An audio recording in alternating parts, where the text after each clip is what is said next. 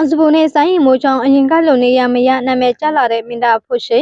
အနုပညာလောကရဲ့တဘောတဘာဝအရာမျိုးဆက်တဲ့လူငယ်တွေရှိတက်လာချိန်မှာဝိုင်းရဲ့အနုပညာရှင်တွေနေရဖယ်ပေးရတာကဓမ္မတာတစ်ခုလိုဖြစ်နေပါပြီ။လက်ရှိမြန်မာသဘင်လောကမှာနောက်ထပ်မင်းသားတွေနာမည်ကြီးလာတာနဲ့အမျှဒီချိန်ကအောင်မြင်မှုထိပ်ဆုံးမှာရည်တည်နိုင်ခဲ့တဲ့မင်းသားကြီးဖို့ရှိရဲ့နေရာကတဖြည်းဖြည်းနဲ့အေးလာတာကိုတတိထားမိကြမယ်လို့ထင်ပါတယ်။ဖို့ရှိဆိုတာကအဆိုကပိုင်နိုင်ရုံတမကပရိဟိတစိတ်ထားပြေဝပြီးတော့ဒါပေမဲ့လောကသားတွေပေါ်ကူညီတတ်သူမလို့ဗိဒ္ဓတွေဒါမကလှုပ်ဖို့ကင်ဖက်တွေကပါချစ်ခင်အားပေးခဲ့ရတဲ့မင်းသားတစ်ပါးပါဒါပေမဲ့လူငယ်မင်းသားတွေဖြစ်တဲ့အောင်စပုံနဲ့ဆိုင်းရင်မိုးတို့ထွက်ပေါ်လာချိန်မှာတော့ဘိုးရှိရဲ့အောင်မြင်မှုတွေကတိတိတတကိုရောကြလာခဲ့ပါတယ်တရကအနေနဲ့အရင်ကပကိုးရွှေမတော်ဖျားပွဲမှာပြင်တိုင်ကပြရတဲ့ဖိုးရှိကမနေ့ကစလို့သုံးရင်တာကပြခွင့်ရခဲ့ပြီးတော့အောင်စပကတော့10ရက်ထိနေရလာပါတယ်ဒါအပြင်နိုင်ငံတော်အစစ်အခမ်းအနားတွေမှာအရင်ကဖုတ်ရှင်းနေရမှာအခုဆိုရင်တော့အောင်စုဘူးက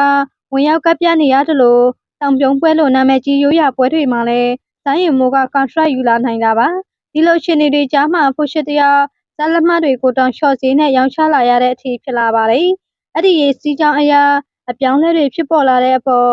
ဗိဒ္ဓကြီးကဝိုင်းရင်မင်းသားဖုတ်ရှင်းတရားတကယ်ပဲနာမည်ကျဆင်းလာတယ်လို့ထင်ပါသလားရှင်ဆရာစမင်းဇက်ကတမဖခင်မူရင်ဖြစ်လို့ဆိုင်းရင်မိုးဘက်ကကာကွယ်လာတဲ့ရွှေဘိုးတင်မောင်သမီးဒီနေ့မှတော့မြန်မာစစ်တပင်လောကမှာအတော်လေးကြရိပ်ရိုက်နေတဲ့ဆရာစမင်းပြသမှုဝင်ခွင့်ပြဿနာနဲ့ပတ်သက်ပြီးအားလုံးထင်မှတ်မထားတဲ့အလှည့်ပြောင်းလေးတစ်ခုတင်ဆက်ပေးရှင်ပါတယ်။မဝင်ခွင့်ပြဿနာတွေတက်ပြီးတော့ဝေဖန်မှုတွေနဲ့ရင်ဆိုင်နေရတာပါ။ဒီလိုချိန်မှာပဲရုပ်သိမ်းမင်းသားကြီးရွှေဘိုးတင်မောင်ရဲ့သမီးဖြစ်သူတော်ကြည်ကြည်ဆန်းကဒီဇက်တော်ကြီးရဲ့အစစ်မှမှုရင်ဖန်တီးရှင်ဟာလွန်ခဲ့တဲ့နှစ်ပေါင်း60ကျော်ကလေးကတပြားသွင်းခဲ့တဲ့တမရဲ့ဖခင်လားဖြစ်တယ်လို့ခိုင်လုံတဲ့တည်ထောက်ထားတွေနဲ့တကွာထွက်ပေါ်လာခဲ့တာပါအထူးသဖြင့်တော့ជីជីဆန်းကပြဿနာတက်နေတဲ့ဆိုင်းရင်မိုးဘက်ကနေနားလည်မှုအပြည့်နဲ့ရက်တီကောက်ွယ်ပေးလိုက်ပြီးတော့အမတန်သဘောထားကြည့်တဲ့စကားတစ်ခုကိုပြောကြားခဲ့ပါတယ်အထူးသဖြင့်တော့ជីជីဆန်းက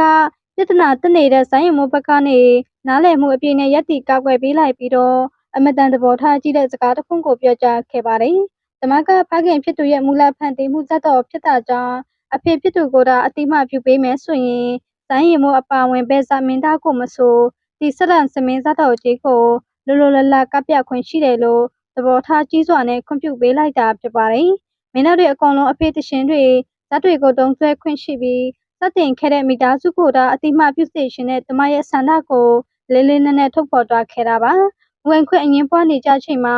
မူရင်းပိုင်ရှင်အစစ်ရဲ့မိသားစုဝင်ကိုယ်တိုင်ကအနုပညာကိုမျက်နှိုးစွာနဲ့မျိုးဆက်တွေအတွက်နားလည်မှုအပြည့်နဲ့လမ်းဖွင့်ပေးလိုက်တဲ့ဒီလုပ်ရလေးကတော့တပင်လောကအတွက်တကယ်ကိုလေးစားကုန်ယူစရာကောင်းတဲ့လုပ်ရလေးတစ်ခုပဲဖြစ်ပါတယ်။ဗိဒ္ဓတို့ရောဘယ်လိုမြင်ကြပါသလဲရှင်။ကြည့်ရှုပေးတဲ့အတွက်အားလုံးကိုကျေးဇူးတင်ပါရှင်။